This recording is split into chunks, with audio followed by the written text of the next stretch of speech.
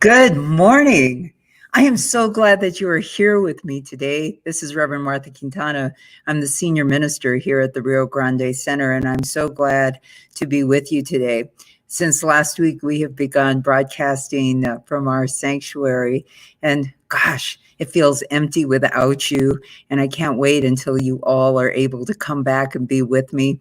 You know, that hustle and bustle of us getting ready for service in the morning, the greeting of friends with each other. Oh my goodness, I'm just imagining that. And I know that all of us together are coming home to this sanctuary this week. There has been so much special shout to all of the folks who showed up to switch plates back, finish the glass. Oh my gosh, it looks so beautiful here. And I'm so grateful to have you here today. So even though you can't see them here with me, there are so many people here to working with me on this service. Today we have Marilyn Kirk, our practitioner, doing invocation. Ken and Kamatara Johnson are doing our music. Annette Martinez and Tammy Lambert are across the river helping us with the IT. And gosh, I have great news about our video equipment, which I'll talk about with you later. So it's a really good day. Doing High Watch across the river, Julia Washington. We have Kathy Mathiasen, Toby Pope, Greg Gardner. We have so many of our practitioners who are supporting us in service. Today is a very good day, and I'm so glad that you're here with me to celebrate. The theme today is called social justice and science of mind. So many times we take what we know. I think I take what I know for granted, and how that translates to community is what we're talking about today, how that translates to the kinds of conflict that's happening right now in our country, that it translates to that too. So anyway, so we will talk about all of that coming up. In the meantime, I'd like to invite Marilyn Kirk to do our invocation. So here she comes. Hi, Marilyn. Hi. If you all join with me in prayer. Deep within my soul and my heart, I quiet myself and listen in the stillness, breathing deeply and letting go, allowing. I hear the still small voice of spirit as close to me as my breath. This familiar voice brings me to the present moment, the only moment I have. And I know that spirit is all there is, that the noise of the material world is just that, noise. I know that spirit is greater than the material world because I see the magnitude of the mountains, the abundance of life in the trees, the flowers, the plants. I look away from my so-called problems and recognize that there is so much beauty and life all around me, that it must be that love is all around me as well. I bless all who join us here, and I bless those who are helping behind the scenes to make this service available. I bless Reverend Martha and her message of hope. I know and claim that today's service is a potent reminder that all is well, that spirit lives equally through me, through all of life and through all people and ethnic groups. As I know this for myself, I know this for every person within the sound of my voice. I bless our land, our people, and all who protest injustice in whatever form. I pray that each life, and especially the lives of people of color, are lifted up in strength and determination to be heard, and that I hear with my inner ear and respond from my heart. I claim for those who have experienced hatred, injury, doubt, or despair, that they know love, faith, compassion, light, and joy. I know for every person the peace of being understood, heard, and loved right here and right now. I bless those who are experiencing ill health or sadness, and I know that they are fully healed and restored to the fullness of life. With a heart full of gratitude, I release my word to the action of love and law, knowing that there is power in my word. I don't need to stress over how spirit does its works. I know that God's got it. I release it, I allow it, I embody it, and I let it go, and I know that all is well. And if you resonate with these words, please join with me in saying, and so it is. Amen. Thank you, Marilyn. Good morning. That was beautiful. That was a beautiful prayer. Today we're talking about social justice and science of mind. There's so often I've been asked, why aren't we out marching in the streets? Or some people are saying, we should be doing more. We should be doing more. And what I want to say is that the holy is made obvious by the sacred. And by that, I mean that life is holy. And what is sacred are those acts of kindness, those kinds of things that promote life. Life is made holy by the sacred. Those times that we step out and we do something from that place of life, that is a sacred act. So many people say, well, act in kindness. It would almost feel too onerous if somebody said, make a sacred act today. It's all of those times that we step out and become that something. It can be as small as as helping someone across the street or helping a neighbor with something that they need help with. It can be that's a sacred act, or it can be huge. Like saying in a unified voice, we will not live like this any longer. We are living in a time where we have been brought back to our humanity. The gift of this virus, of this pandemic time, is that we have been brought back to our humanity. We are not just human doings any longer. We are human beings, and we've sat still for a minute. I've sat still for a minute and remembered who I am.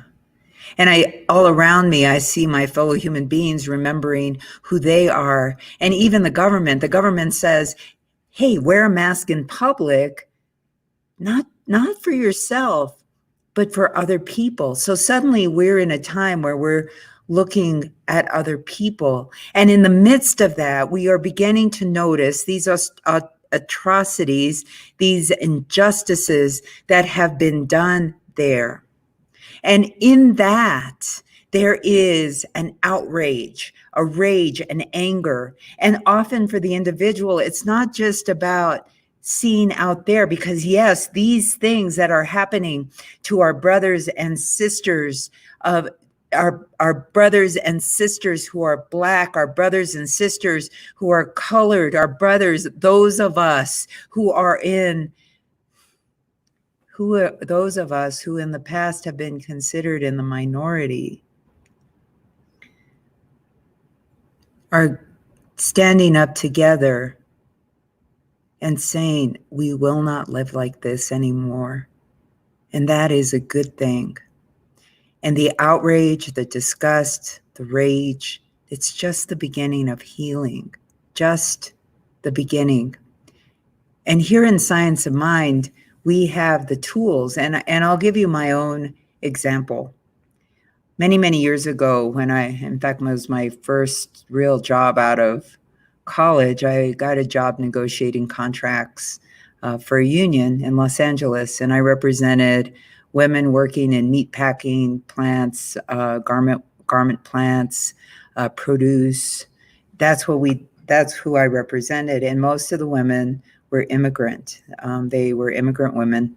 One of the plants that I represented was a garment plant. Now, these women, it was a small group. It was about 20 to 25 women. They were all women. Worked in a factory where the doors were chained shut all day long. The doors were chained shut. The air circulation system just recirculated all of the fibers from the cloth back into their lungs. The windows were shut, and they could not leave unless the lunch truck came through. The only time that the doors open were beginning of the shift, when the lunch truck came through, and at the end of the shift. Well, when I arrived, it turned out that these women had, even though they'd been under contract for 15 years, did not have any benefits. And when I went back to ask about this, I was told, oh, they're married. They don't need benefits. They do not need benefits. And I knew that was not true because I had sat with them. I got to know them. I went to their homes. And what they did is they babysat each other's children so the other ones could work. And in all of this time, they had not had benefits. And so I thought, I am going to sit down. If I am their spokesperson, I am going to sit down and we are going to have benefits. So we decided to go on strike. And I had to wait until the lunch truck came through because it was padlocked. The gate, there was a big gate with chains and it was padlocked. And so when the door was unlocked, the gates were unlocked, and the lunch truck went through, I was able to walk into the factory, and all of the workers put their work down, and we went outside to speak for benefits, to speak for justice for these women, because they did not speak English. They could treat them any way they wanted. And so when everyone was outside, I went to the owners and I said, when you want to negotiate, I will be outside. And so we went on strike. What I didn't know is that my bosses at the union thought the same thing that the owners did. And so they called me into the office and they said, we want you to walk away, Martha. We want you to put down the picket signs and walk away from them. And I was stuck. So I knew I had to do something, because even though I worked for them, I had given my word. I had put my integrity on the line that these women would be helped. And I thought, I've got to do something. So I went back and I began negotiations, and we won. They got a raise, they got benefits. It was a great day. And I went back to the office thinking I had been triumphant, and instead I was fired. And it was for a just cause. If I had to be fired, I had given my word. And these women had better working conditions and better lives because we had spoken out against the injustice of that. Well, there was a part of me that felt like, I didn't really do as well as I could have. And a couple of years later, I was walking down the street and I met up with one of the women from that plant. And it was so nice to see her. And she said, thank you. Because of you, we just won a $250,000 settlement. We had filed grievances. We had done a lot of things. And she said, we won a $250,000 settlement. And I said to her, I felt like I had failed them, because I had left at such a pivotal point in there. She said, no, you taught us how to read the contract. You taught us what our rights were. We've never been the same again. We know how to do this now.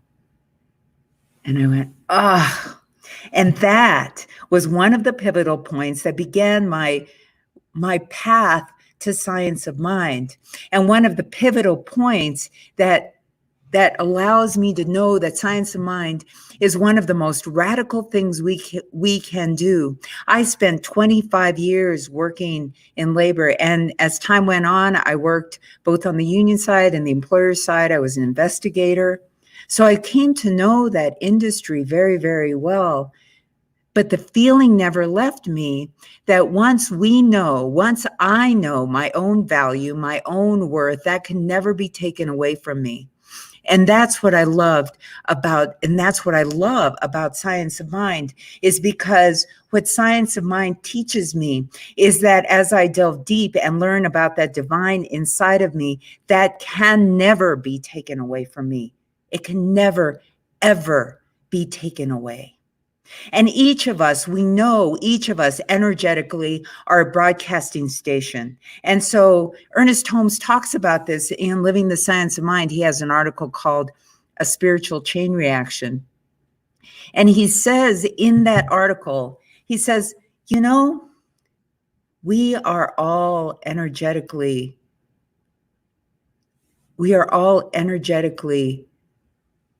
helping each other. We're influencing each other all the time. And it's even so much when we meet up with somebody who's in a really good mood, and you like, oh, wow, that was really fun. It's fun to see him. Or they're there for a cause and they talk to us about that cause, or it just energetically, we like being around them. That is the beginning of that spiritual reaction, the holy life that is there that can never be taken away. We are infinite beings having this finite experience.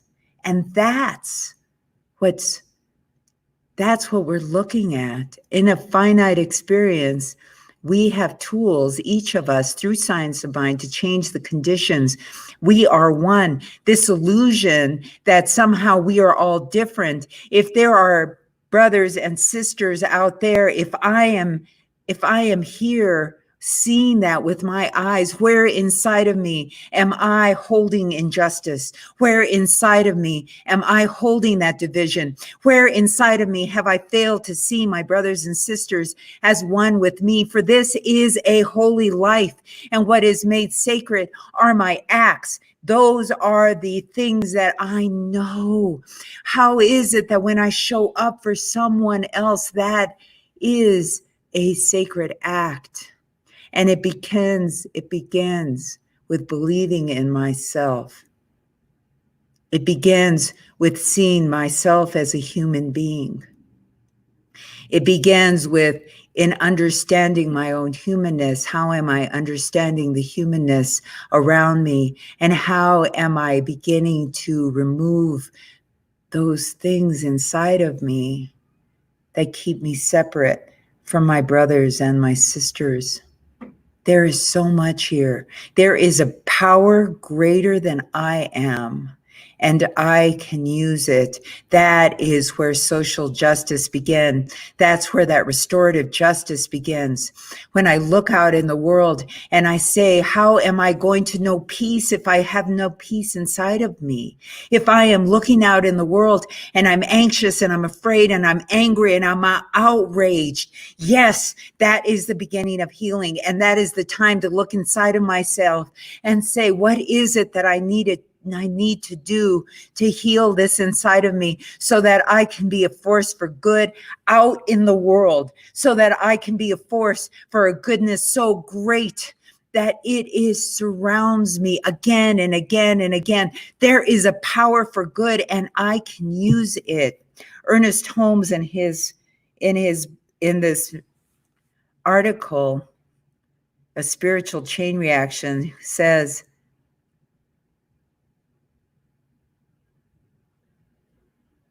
there is a great reaction that is happening. And he talks first about Mahatma Gandhi and the darshan that he would do. They would sit in large gatherings and they would bless the world. He says, for just as there is an energy caught from the universe and locked in the physical atom that can be loosed, so there is a spiritual energy caught in every person's mind and locked up in the individual life waiting to be used. There is a spiritual energy caught up in each of us that is waiting to be used. He says, faith and conviction are the instruments through which this energy is used. Faith and conviction are the instruments through which this energy is used. For just as in physical science, natural energy is hooked up to run a machine or a streetcar or create a light and heat for definite purposes, so we can use spiritual power that is within us to heal, to bless, and to prosper those whom we think of. It is wonderful to realize that we can sit in the quiet of our own being and consciously direct a power greater than we are for the definite purpose of helping ourselves and someone else. I'm going to read that again. It is wonderful to realize that we can sit in the quiet of our own being and consciously direct a power greater than we are for the definite purpose of helping ourselves and someone else. This power should be used for both purposes, for we must get back to this simple proposition. We must use the power to help ourselves first, in order that we may establish a realization for our ability to use it for others.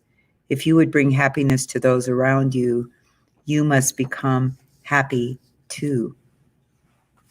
So if I'm going to be happy, if I'm going to have peace in the world, can I see it in myself?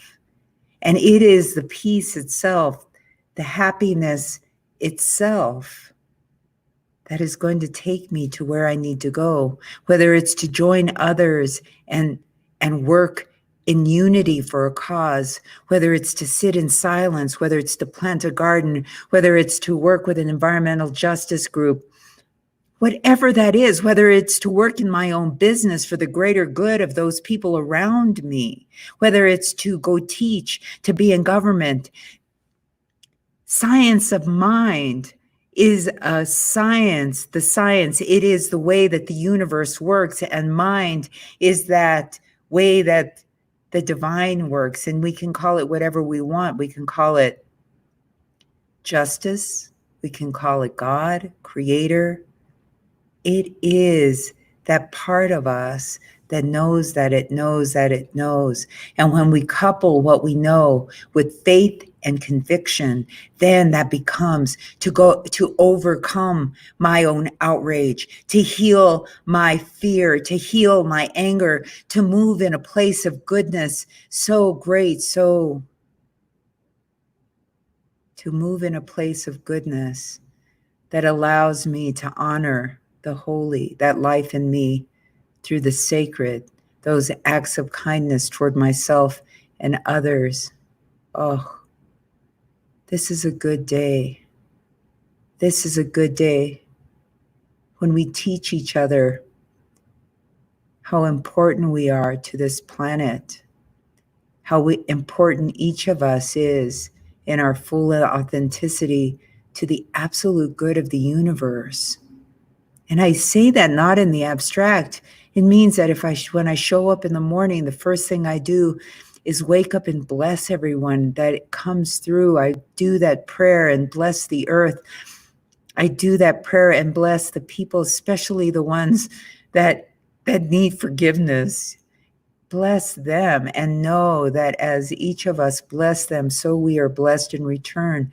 There is nobody unimportant in this world. And Ernest Holmes finishes this by saying, he says, there is a power. This is the power in which we use. Do not hesitate to use affirmative prayer for any good purpose and for all purposes that are constructive. We'll get to where we need to be. He says, let us then do everything we can to increase our own faith and conviction and be equally certain that we are using this faith and conviction in everything that we do.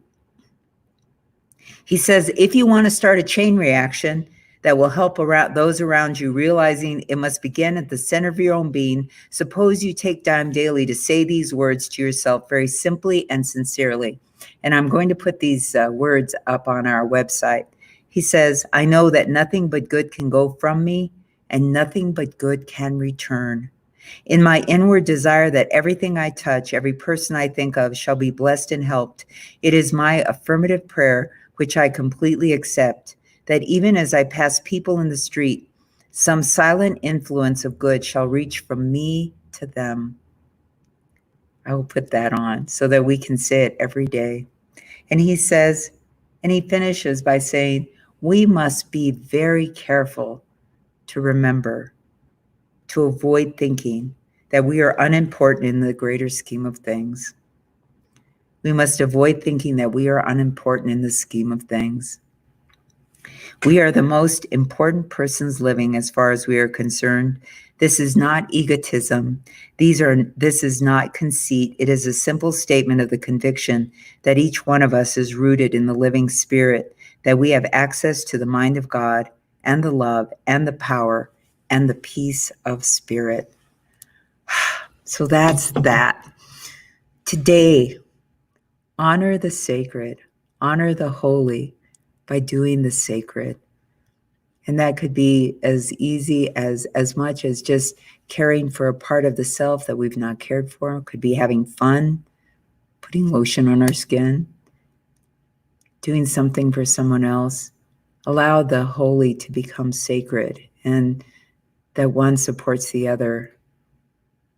For yes, we are moving into a new time, and ours is to find out what that is. And we have all the help we need. Each of us has the help we need to get there. Thank you for being with me today. I miss you. I can't wait to see you back here again. If you want to get to Zoom and don't have the link, please put that into chat and Annette will get you that link. In the meantime, namaste. So now is our prayer time, and I would invite you to join me in this prayer. And to know that in this moment there is one life. That life is God's life. That life is perfect. That life is my life now. And I know as I claim this life, I claim peace and joy, happiness and grace, beauty, truth, health. I claim all of life, and it is through that claim that the sacred is made holy. And as I know this for me, I know this for everyone who can hear my voice now, or in a recording, anyone who is party to any of us who hear this prayer. Each of us claims, on behalf of each of us, I claim that joy, that peace, that good, that beauty, that truth. I know it is who we are. And in this moment, I affirm and declare everywhere, Black lives matter. I say it with a voice so loud, so clear, so passionate, that life arrives, setting balance to everywhere. And each of us who feel pain over the loss of our Black brothers and sisters, over this imbalance, over any outrage that we have felt, peace is restored. I affirm and declare peace for all of us. For this peace is the path that allows each of us to know what is ours to do. I affirm and declare love for this planet, grace and beauty for each of us. I affirm that all of us are living in a time so great that no matter what path has brought us here, we are each returned to peace and beauty, truth and good, for there is a power that is greater than all of us, and we can use it, and it can use us. I am so grateful. I am so grateful my friend Sherry is being restored to health. I am grateful that her wife Carol is surrounded in peace. I am grateful that all members of our community who require aid are being held in health. Coral, all of our members. I'm grateful for this community, grateful for our streaming, our video. I am grateful for all of it. And so knowing that all is well, I release my word, knowing that it cannot come back to me void, knowing that as I've spoken, it is done. And so it is. Amen. Thank you. Thank you so much for being with me. So this is the time during the service where we share our financial abundance with each other. And I have great news. The special project we were running to raise money for our video stream equipment, we were trying to raise $3,500, and we have, I wish there was a drum here, I'll do myself. We have raised $3,995. I am so grateful. And so just a big shout to all of the people who've done it: BJ Amen, Daryl Arney, Keith Auger, Pat Scanlon, CJ Barkley, Jane Barkley, Nancy Bowers, Camila Bustamante, Estela Cabrera, Joe Danella and Pete Alden, Leslie Gardner, Annie Gregg, Gail Goodwin, Daniel and Valerie Hand, Alicia Hanlon, Carmela Herrera, Pat Justice, Kim Crowd and Sue Sarkeesian, Mason Cressley, Michael Levinson, Carol March, Bernadette Montes, Betty Myerson, Margie Niemak, Marilyn O'Leary, S.J. Sanchez, Frederick Snoy, Susan Solari, Ann Taylor, Gwyneth Welch, and Tamara Williams. Thank you, thank you, thank you. Because of you, we will have video streaming. All right, with that, and we're running a few minutes behind, but I hope you'll stay with us. I would like to turn and we still need the donations just for our everyday bills and to get this message out. So thank you for that. And now I'd like to call Ken and Kamatara up for a special song. Thank you. Oh, almost there. Hey, everybody. Hey. Welcome to our loft, because we are hardwired into our Ethernet box and cable, whatever that's called. So there's a chance we might just have sound and picture. So Ken, why don't you tell them about the song that we're singing today? Okay, we got a great song for you today. And I know that a bunch of you out there listening that go to the center, you're in that same generation as me, where it was before technology, and we go to go to the record store for a day and find that perfect record and take it home and put it on, and all we had to do is enjoy it, just listen to it, the fine art of listening. Well, one of the records that I got back when I was in high school was this one, Carole King, Wraparound Joy. I'm sure there's some Carole King fans out there. This is an album that profoundly impacted me in so many ways as the musician that I didn't know I was going to become at the time. There's a song off this album called We Are All in This Together. It was written in 1974, or released in 1974, and it was written for the protests of the late 60s and the early 70s. But the message of this song is so important today, more important than ever. It's universal, it's timeless, as is most of Carole King. But here's this off of Wraparound Joy from 1974. It's We Are All in This Together.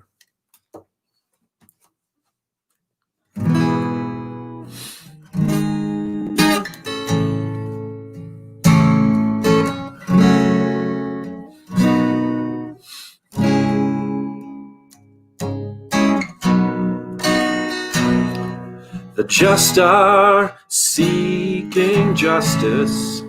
The meek are reaching out for something only children can really know about.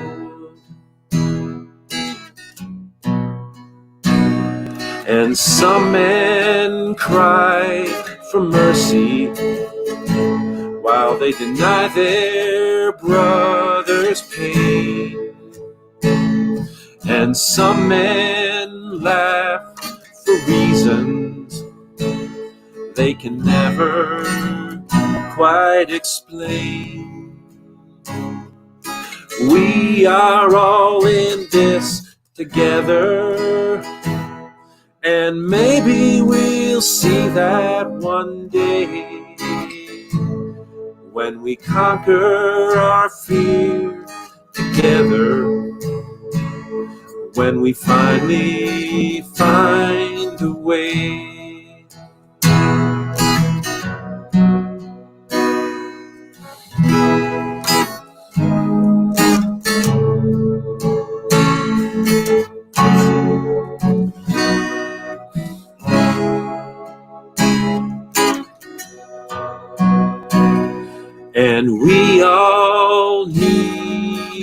forgiving for all the damage done,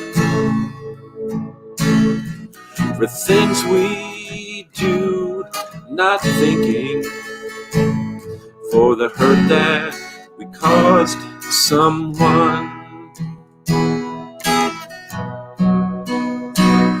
But me, I keep on living, caught somewhere there between the reason and the meaning, the vision and the dream. We are all in this together, and I know that seems easy to say, but I don't use the word forever. It's enough just to say someday. We are all in this together, and I know that seems easy to say, but I don't use the word forever. It's enough just to say someday. Someday, someday, someday soon.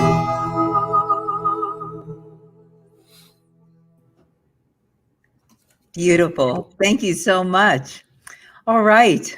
Well, this comes to the end of this part of our Sunday morning. Please join us in Zoom. I'm bringing back Marilyn, and we'll say goodbye for now, and see you in a bit. Have a great Sunday. Thank you, everybody. Bye.